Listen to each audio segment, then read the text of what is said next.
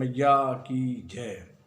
मित्रों, मैं आज आपके सामने एक बड़ी रोचक कथा लेकर के आया हूँ। नारद जी स्त्री बने और एक राजा के साथ में उनका विवाह हुआ और उनसे 20 संतानें पैदा हुई। देखिए, आपने रामायण में नारद जी का तो चरित्र सुना ही है कि नारद जी विश्व मोहिनी में एक बार भगवान ने उनका बंदर का रूप बना दिया, उनका चेहरा बंदर का बन गया, जिससे भगवान विष्णु को उन्होंने श्राप दिया। ये कथाएं तो आपने सुनी हैं, लेकिन मैं आज आपको एक नई कथा बता रहा हूँ। देखिए, माया क्या है, जरा इसके विषय में भी आप लोग समझ लें कि जब व्यक्ति इस संसार में जीव आता है तो वो आते ही माया से लिपट जाता है। माया किसे कहते हैं? ये मेरा है, ये तेरा है। व्यक्ति का लगाव जिस जगह जिस वस्तु में जिससे होता है उसी को माया कहते हैं। मैं और तोर तोर तय माया, जहि बस की नहीं जीव निकाया। गो गोचर जहाँ लगी मन जाई, सो सब माया जानी भाई। जहाँ तक आपका मन जा सकता है, आप मन बुद्धि आदि से सोच सकते हैं, जहाँ से आपका लगाव हो सकता है, वो सब माया ही माया है। ये माया का अपार खेल, जिससे जीव को पार करना बड़ा कठिन है। नारद जी ने ऐसे ही एक बार भगवान विष्णु को चैलेंज कर दिया कि आपकी माया मेरे का क्या बिगाड़ लेगी, जरा मेरे विषय में आप अपनी माया का प्रयोग करके देखें।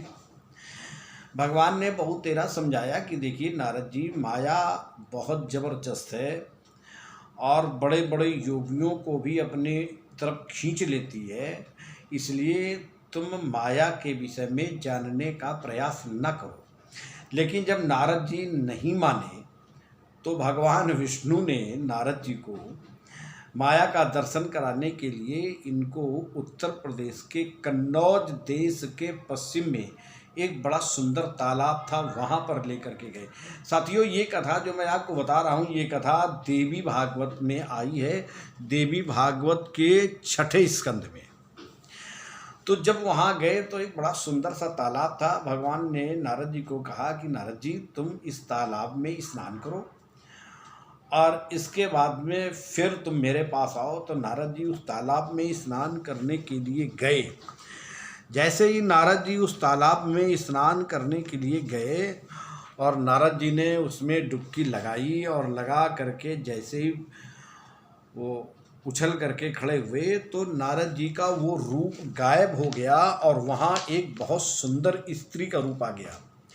देखिए, मैं आपको ये कथा बता रहा हूँ, ये 6ठा देवी भागवत का 6ठा स्कंद, अध्याय 28, श्लोक संख्या 44। देखिए क्या लिखते हैं।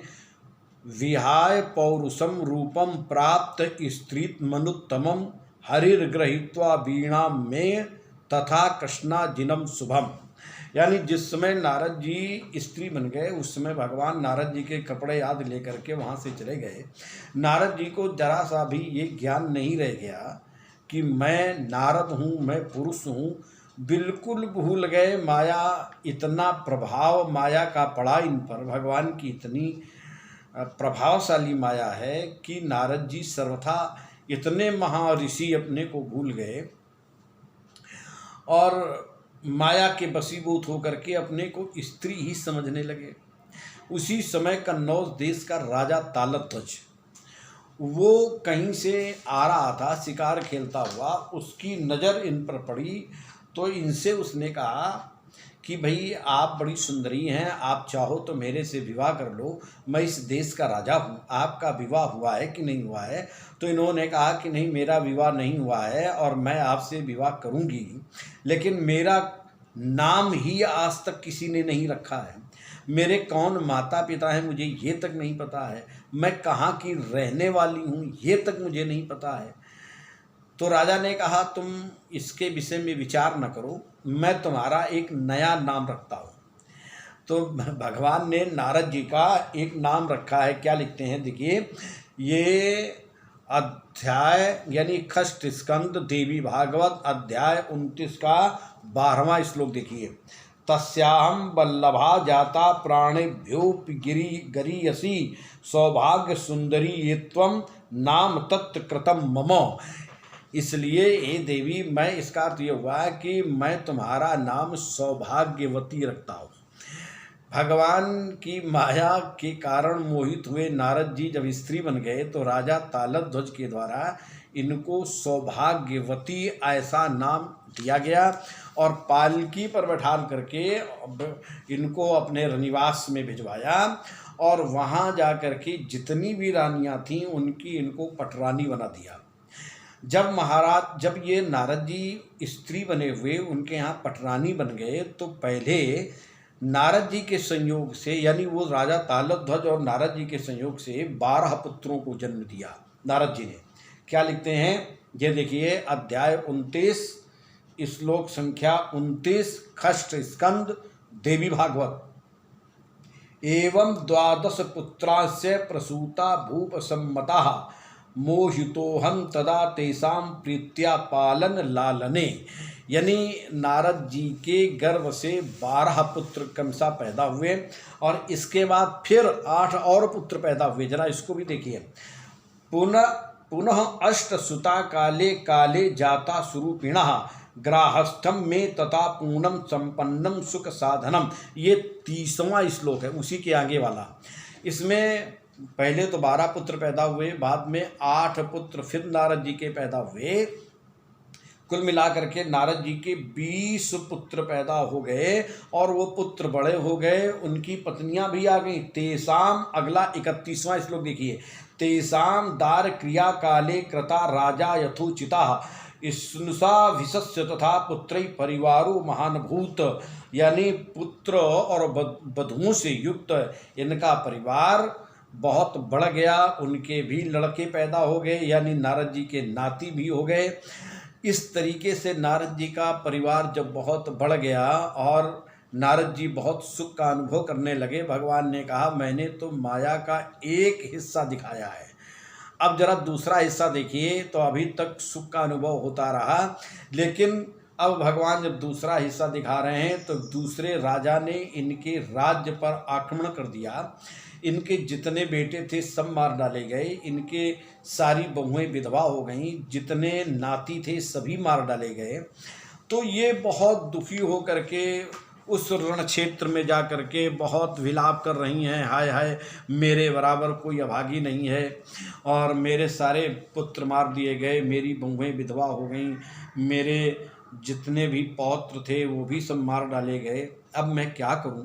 जब बहुत ये रो रही हैं नारद जी स्त्री बने हुए, तो भगवान ने कहा बहुत मैंने माया का दर्शन इनको करा दिया है, अब मैं इनको ज्ञान दे करके मैं बताऊं कि तुम नारद हो। तो भगवान एक वृद्ध पुरुष का रूप बना करके आए और इनसे कहा अरे देवी तुम रो ना, तुम उस तालाब के पास चल करके स्नान करो और मैं तुम्हें वो तत्व ज्ञान दूंगा जिससे तुम्हारा ये मोह और अज्ञान नष्ट हो जाए। नारद जी स्त्री बने हुए अपने को भूले हुए वो वृद्ध पुरुष के साथ में आए और उस तालाब में इन्होंने स्नान किया और जैसे ही इन्होंने स्नान किया तो साथियों तुरंत ही स्नान करके जैसे उछले वैसे ही अपने पुरुष रूप में थे। जब ये अपने पुरुष रूप में इन्होंने अपने को देखा तो ये जो पहले वाला इनका जो ज्ञान था कि मैं स्त्री था, ये था, ये पुरुष होने पर भी बना रहा। तो भगवान के चरणों में नारद जी गिर गए और कहा प्रभु मैं आपके प्रभाव को जान नहीं पाया, बड़े बड़े योगी आपके प्रभाव में बह जाते हैं, आपकी इतनी जबरदस्त बड़ी प्रभावशाली माया है, इसलिए हे प्रभु मैं आपसे प्रार्थना करता हूँ कि आपकी माया ये मेरे पर अब दोबारा अपना प्रभाव ना दिखावे, अपना आक्रमण ना करे, इसके लिए हम आपके चरणों में सतत वंदन करते हैं। भगवान ने नारद जी को वरदान दिया है और नारद जी को लेकर के भगवान वैकुंठ चले गए हैं। ये कथा देवी भागवत में आई है कि नारद जी को भी माया के कारण स्त्री बनना पड़ा और नारद जी ने माया को चैलेंज किया था कि ये माया मेरा क्या कर लेगी, और ये चैलेंज सीधे सीधे भगवान को था। तो भगवान ने उस चैलेंज को स्वीकार करते हुए नारद को स्त्री बना दिया, एक राजा से विवाह करवा दिया और 20 पुत्रों को पैदा किया। तो मित्रों, ये कथा मैंने आपको कही है। अब आज मैं अपनी वाणी को यहीं पर विराम करता हूँ और आगे फिर कुछ नया लेकर के आपके सामने आऊँगा। तब तक के लिए नमस्कार। बोलो भगवती दुर्गे मैया की जय।